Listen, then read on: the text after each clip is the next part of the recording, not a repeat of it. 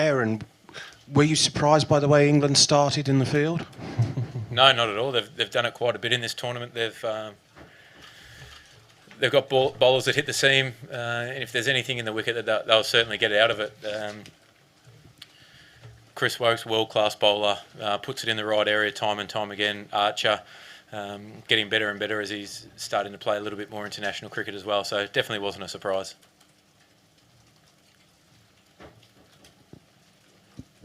Aaron, now we've seen twice in 2 days, once the top order goes with a lot of teams, that middle order just doesn't seem to be strong enough unless you're England. Has that been a concern that, I don't know, maybe you've kind of overlooked just because of the runs you and David were scoring at the top? I think for not our middle order today, we would have been in real trouble.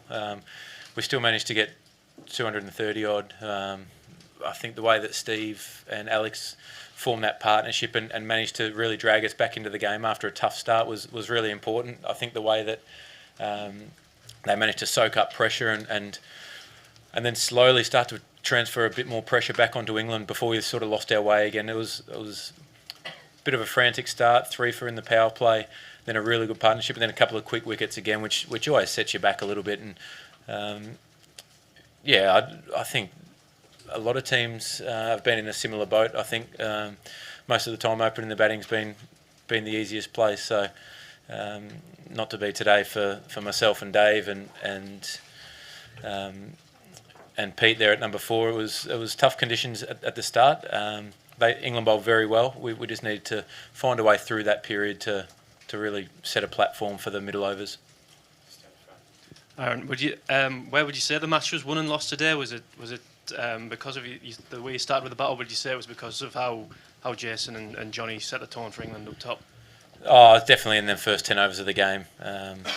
We know that they're going to come really aggressive at us with the bat, so we had to be aggressive with the ball. We had to take or create 10 chances and take them as well. So it wasn't going to be a game, especially against England. It wasn't going to be a game that peters out into the 47th, 48th over. It was going to be an ultra aggressive, and they got on top of us early with the bat. But the damage was really done with the ball. That set you back. That forced us to rebuild for such a long time and start to drag some momentum back. And then, like I said, you lose a couple of quick wickets again. New batters starting. It's always tough against really good leg spin and good quicks as well. So. I'd say at the start, but all in all, we were just totally outplayed, to be honest, all throughout the day. So you look back at that and you can analyse each 10 overs, but just outplayed. Arun, how disappointed you are, because Aussies have a very good record in the semi-final. 7 times they qualified for the semi-final and they reached the final. This time they were quite disappointed. How disappointed you are? Yeah, very disappointed. We came here today expecting to win. We felt like our preparation leading in to the tournament, and then the momentum we'd build up throughout the tournament was really important. And we came here feeling good. We'd trained well. We'd had enough break in between games, and guys were fresh enough. So it was, very disappointing. Aaron, from what you've seen of England at this World Cup and obviously today, do you think they'll go on and win it now? It'll be a hell of a game. 2 teams that New Zealand, we know that they fight and scrap for every run. They're dynamic in the field. They're a team that are never out of the contest. England play a high energy, higher risk game probably than New Zealand. So I think it'll be a great game. Aaron, Glenn Maxwell was identified by you guys as someone at the start of the tournament that could, I guess, win your games. He probably hasn't done that. Like, what have you made of his tournament overall? Yeah, I thought he started off really well and got us into some really good positions with even the game against India, where he started to build some real momentum. But again, probably a few starts here and there, and probably not like he has done in the past, gone on and got that really match winning contribution where he takes games away from opposition so quick. But with the ball, I know he didn't get any wickets, but he was reasonably economical when he bowled and did that in some really tough places. So, I know that he's disappointed. International cricket's very hard. Aaron, obviously there was a bit of talk during the week about whether Glenn would play today. Can you tell us, was that close to not happening? And how many different options did you guys run through as far as your 11 goes getting closer to the match? Yeah, you weigh up every possible 11, whatever you think's the strongest 11 to win the game, matching up to England. Also,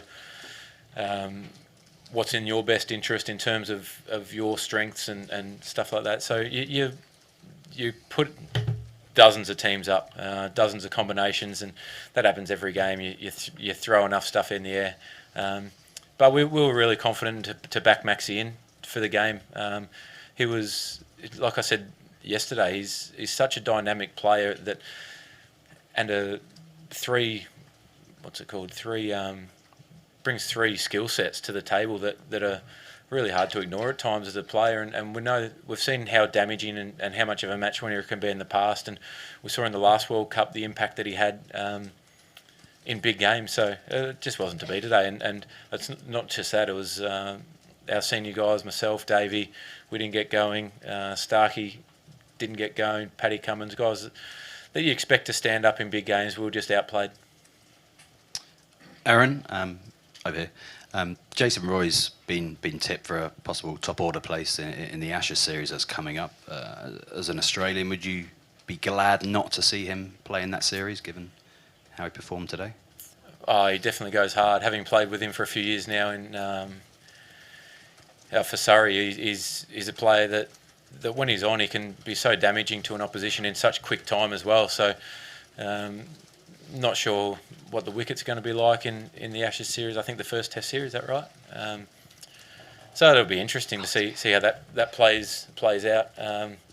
But he's got some really good hundreds in county cricket.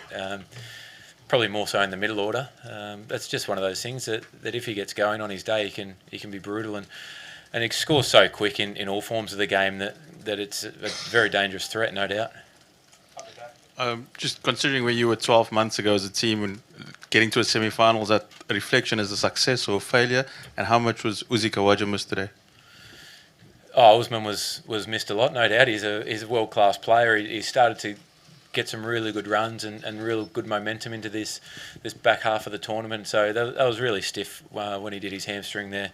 In terms of where we were 12 months ago, obviously I think that we've made a huge amount of progress. Really proud of everyone involved for how much hard work and how far we have come.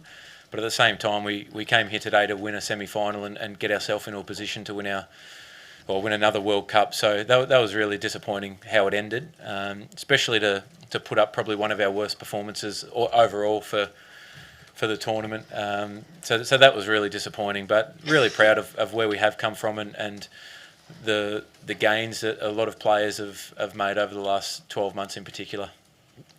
Hi Eric, can I just ask about Alex Carey? How is he? What actually happened, and how much of bottle did it take for him to carry on? Yeah, he's tough. He's very tough. I think the grill got pushed back into his.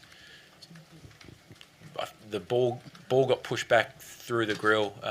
He had 7 or 8 stitches in his jaw there, and he was a bit sore on the other side. But apparently, he looks all clear for any clinical test for fracture or anything like that. So he's very tough. It'd take a bit more than that to get him out of a game, and he did a fantastic job today as well. He was a part of a really good partnership with Steve there to get us to a half competitive total.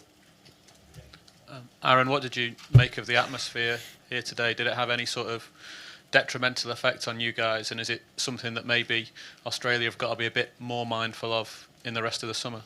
No, I think you always expect that when you turn up here. The Hollies out there are always loud. It's a great place to play cricket. I know it sounds a bit stupid after we've just lost and we don't have a great record here, but it is a great place to play. The atmosphere, they appreciate good cricket as well as obviously supporting England heavily, but they do appreciate good cricket. So it's great fun playing here. It's no doubt throughout the Ashes series it's going to be loud as well wherever you go. Last couple, Sam. Aaron, we saw England 4 years ago after they got knocked out of the World Cup sort of strip everything back and spend 4 years building. Do you think that's now the template? Would that be a strategy that you guys look at to say, right, a clean slate and it'll all be about 2023? Oh, I think that after a World Cup you always start looking and you have one eye towards the next one. I think that as a management, senior players, I'm sure that over the next, I'm not sure when our next one day is, to be fair. Over the next couple of months or so, we'll sit down and start talking about that and start planning how we think that we can best plan and prepare and improve over the next 4 years to get us to go 2 steps further. Yeah, I think that every team would do that. You start looking at what you can improve most, areas that you can identify that you need some work to be done, and that'll happen, no doubt. That happens naturally.